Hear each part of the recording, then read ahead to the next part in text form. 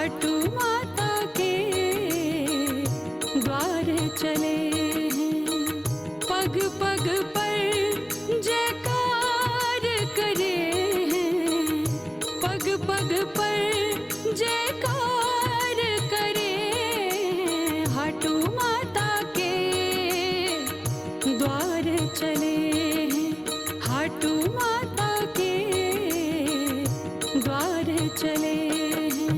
खाटू माता के द्वार चले हैं, खाटू माता के द्वार चले हैं। पग पग पर जयकार करे हैं, पग पग पर जयकार करे हैं। खाटू माता के द्वार चले हैं, खाटू माता के द्वार चले हैं।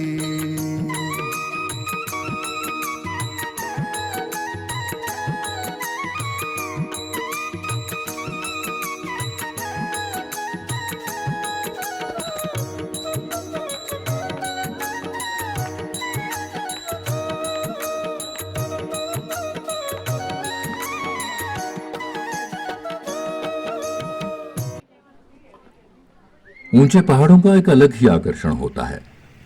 हिमाचल के शिमला जिले में ऐसे ही ऊंचे पहाड़ हैं जिन पर देवियों का वास है। यहाँ के तमाम ऊंचे शिखरों पर देवियों के मंदिर बने हुए हैं। कुमारसैन तहसील में नारकंडा के समीप 11,152 फुट की ऊंचाई पर ऐसा ही एक प्रसिद्ध मंदिर है, हाटू। नारकंडा शिमला से 60 किलोमीटर दूर राष्ट्रीय उच्च मार्ग 5 पर 9,000 फुट की ऊंचाई पर बसा एक पर्यटक स्थल है। नारकंडा से थानाधार रोड पर 1 किलोमीटर जाकर श्रीकांतरी से रास्ता जाता है हाटू मंदिर के लिए। 6 किलोमीटर की ये एक ऐसी हेयर पिन ड्राइव है जो देवदार, रई और कैल के पेड़ों के बीच से होकर हाटू पर्वत तक ले जाती है। किसी बाला के गूंथे हुए बालों की तरह यह रास्ता बहुत संकरा है।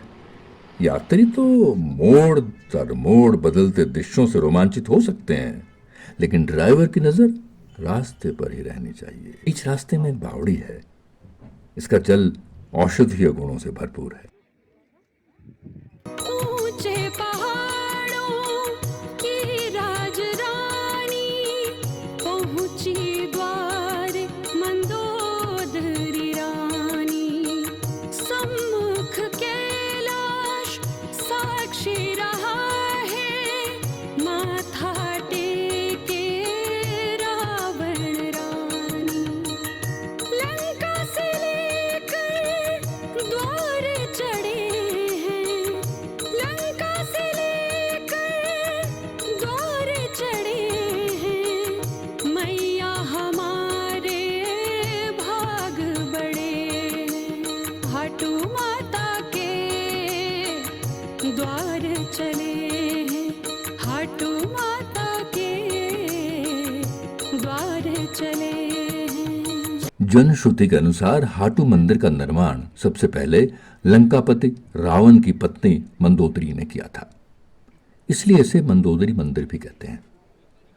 मंदोदरी हाटू माता की भक्त थीं और माना जा सकता है कि देवी की स्थापना शिला रूप में ही की गई होगी, क्योंकि प्राचीन काल से देवी की स्थापना शिला रूप में करने की प्रथा जो रही है। हालांकि हाटू से लंका है तो बहुत दूर, पर रामायण के अनुसार दशानन रावण पुष्पक विमान से कैलाश जाया करते थे। ये जगह तो बीच में ही पड़ती है ना। शिमला जिले में यह पर्वत सबसे ऊंचा है। इसके शिखर पर काफी समतल जगह है, जो इतने ऊंचे किसी और पर्वत पर कम ही देखने को मिलती है। पांडव तेरे स्थान पे आए, भीम चूल्हे पे भोग बनाए। अज्ञातवास में छुपने आए, वर माता का निर्भय पाए। देवदारू यति मौन खड़े हैं, देवदार मौन खड़े हैं, मैया हमारे भाग बड़े हैं, खाटू माता के द्वार चले हैं, खाटू माता के द्वार चले हैं। शिमला के रहने वाले सुरेश शर्मा जी ने अपनी पुस्तक 4 eras of the battling gods and mortals में लिखा है कि मंदोदरी मय दानव की पुत्री थी, जो असुरों के महान वास्तुकार एवं शिल्पी थे। मय दानव देवताओं के महान शिल्पी विश्वकर्मा से कम न थे। नगर निर्माण के अप्रतिम वास्तुकार के अलावा मय दानव विमान बनाने के भी कुशल इंजीनियर थे। उनके बनाए विमान आज के हेलीकॉप्टर की तरह सीधे जमीन पर उतर सकते थे और सीधे ऊपर उठकर उड़ान भर सकते थे। इस तथ्य को स्वीकारें तो मंदोदरी के पास स्वयं के भी हवाई यात्रा के साधन रहे होंगे। हाटू पर्वत पर इतनी जगह तो है ही कि ऐसे विमान वहां उतर सकते हो। हाटू पर्वत पर मंदिर के समीप पास पास 3 ऊंची चट्टानें इस तरह खड़ी हैं जैसे कोई विशाल चूल्हा हो। इन्हें भीम चूल्हा कहते हैं। अपने वनवास काल में पांडवों ने अपना काफी समय इस पूरे क्षेत्र में बिताया था। ये ऐतिहासिक तथ्य है। पांडवों ने यहां कुछ समय रहकर हाटू माता से शक्ति प्राप्त करने के लिए आराधना की थी और माता ने उनकी मनौती पूरी की थी। कहते हैं भीमसेन एक कुशल रसोइये भी थे। इस चूल्हे पर वे खाना बनाया करते थे। इसकी पुष्टि के लिए यहां खुदाई भी की गई थी। खुदाई में यहां जमीन के नीचे दबा हुआ लकड़ी का जला हुआ कोयला भी मिला था। आपने अपने शोध में प्रतिपादित किया है कि रामायण और महाभारत काल में केवल 35 वर्षों का अंतर है। इस तथ्य को कोई नहीं नकार रहा कि पांडवों ने कुछ समय हाटू पर्वत पर बिताया था और यहां हाटू माता की आराधना की थी। सुरेश जी, तो क्या मान लिया जाना चाहिए कि पांडवों के हाटू पहुंचने के पूर्व वहां मंदोदरी ने हाटू माता के मंदिर का निर्माण करवा लिया था? ऐसी लोक मान्यता है कि यहाँ हाटू पर्वत पर जो माता का मंदिर है वह रावण की पत्नी मंदोदरी को समर्पित है। कहते हैं कि मंदोदरी यहाँ पर माता की पूजा करने आती थी। हो सकता है कभी इस मंदिर की स्थापना मंदोदरी ने ही की हो। हालांकि पुराणों में इस बात का कोई उल्लेख हो कह नहीं सकते। मेरी नज़र में तो नहीं आया। रावण के साथ ही हिमाचल का ही एक और मंदिर है जो रावण के कथानक से जुड़ा है। वह है कांगड़ा का बैजनाथ मंदिर। कहते हैं कि इस मंदिर में जो शिवलिंग है उसे रावण कैलाश से लेके आया था, जिसे शिव ने उसकी भक्ति से प्रसन्न हो उसे दिया था। वह इस शिवलिंग को लंका ले जाना चाहता था, परंतु प्रभु इच्छा से यह यहीं स्थापित हो गया। इस स्थान और शिव मंदिर का भी पुराणों में उल्लेख नहीं है, परंतु लोक मान्यता तो ऐसी ही है। कहते हैं कि मध्य प्रदेश का मंदसौर मंदोदरी का मायका था। उत्तर प्रदेश के मेरठ को भी मंदोदरी का मायका कहा जाता है, क्योंकि मंदोदरी के पिता मय ने इसे बनाया था। पुराणों के अध्ययन से पता चलता है कि मंदोदरी का पिता मय कई विमानों का निर्माता था। यह तो मानना ही पड़ेगा कि रावण के पास प्रसिद्ध पुष्पक विमान था, जिसका प्रयोग वह कैलाश से लंका जाने के लिए अवश्य करता होगा। शिमला जिले में पड़ने वाला यह हाटू पर्वत बहुत ऊंचा है और कैलाश और लंका के मार्ग में पड़ता ही है। वैसे ही शिमला से थोड़ा दक्षिण पश्चिम की ओर बैजनाथ भी पड़ता है। यदि रावण की बैजनाथ वाले शिवलिंग स्थापना की कथा में कोई सच्चाई हो तो शिमला के हाटू पर्वत पर स्थित मंदोदरी के मंदिर की भी उतनी ही संभावना हो सकती है।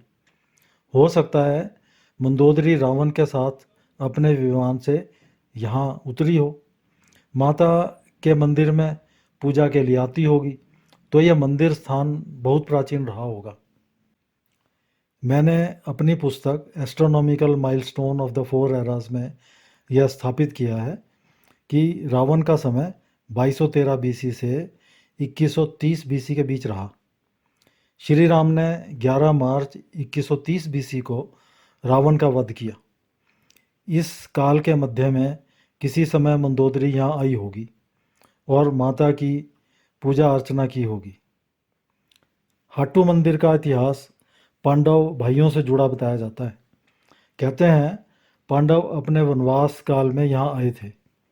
पांडवों का यह काल महाभारत युद्ध के कुछ वर्ष पहले का माना जाता है।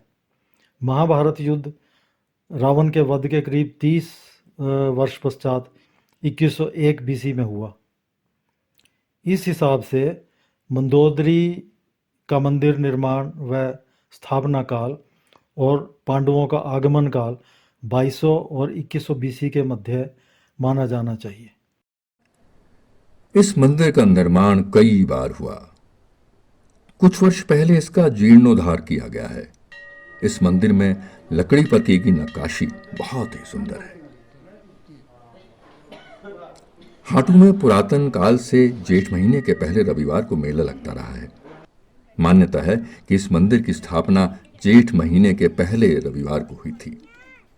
अभी एक सुंदर पर्यटक स्थल भी है। आने जाने के साधन बढ़ जाने से लोगों की आवाजाही बहुत बढ़ गई है। मेले में लोगों की बढ़ती भीड़ को देखते हुए पिछले कुछ वर्षों से अब जेठ महीने के हर रविवार को यहाँ मेला लगने लगा है। जेठ महीने में मेरे को आते जन जन द्वारे भेंट चढ़ाते, नवजीवन की शक्ति पाते, मारे आंगन में नाटी रचाते, दुनिया से ऊपर आन खड़े हैं, दुनिया से ऊपर आन खड़े हैं, मैया हमारे भाग बड़े हैं, हाटू माता के द्वार चले हैं, हाटू माता के द्वार चले हैं। इस मंदिर में हाटू माता की बड़ी सुंदर मूर्ति है। नवरात्रों और मेले के दौरान मंदिर में श्रद्धालुओं की कतारें लगी रहती हैं। इतनी ज्यादा ऊंचाई होने के कारण यहाँ बर्फ बहुत पड़ती है। नारकंडा से ऊपर आने के लिए गाड़ियों के लिए रास्ता बंद कर दिया जाता है। बर्फ में पैदल चलना भी मुश्किल होता है। वैसे भी उन दिनों श्रद्धालुओं के लिए मंदिर बंद रहता है, लेकिन इस दौरान देवी की पूजा उसी प्रकार होती रहती है। इतनी ऊंचाई पर वनस्पति की किस्म भी बदल गई है। यहां पर हैं मोरू के पेड़ों का जंगल। बाण के पेड़ों की तरह दिखने वाले मोरू के दरख्त देवदारों की तरह लंबे हैं, लेकिन इनकी पत्तियां नरम होती हैं। तेरे मंदिर से हाटू माता धौला पीर पंजाल दिखे हैं, अर्ध चंद्र सा श्वेत हिमाला शिव की जटाओं की शोभा बने हैं, देवी भूमि पर पांव पड़े हैं, देवी भूमि पर पांव पड़े हैं, मैया हमारे भाग बड़े हैं, हाटू माता के द्वार चले हैं, हाटू माता के द्वार चले हैं। हाटू पर्वत से दूर दूर तक हिमालय की श्रृंखलाएं तथा धौलाधार और पीर पंजाल की पहाड़ियां दिखती हैं। नीचे गहरी घाटियों में जहां तक नजर जाती है दिखते हैं छोटे छोटे गांव और इस क्षेत्र की समृद्धि का बखान करते सेब के भरे पूरे बाग। हाटू चढ़ते पूर्ण बड़े हैं, हाटू चढ़ते पूर्ण बड़े हैं, मैया हमारे भाग बड़े हैं, हाटू माता के द्वार चले हैं, हाटू माता के द्वार चले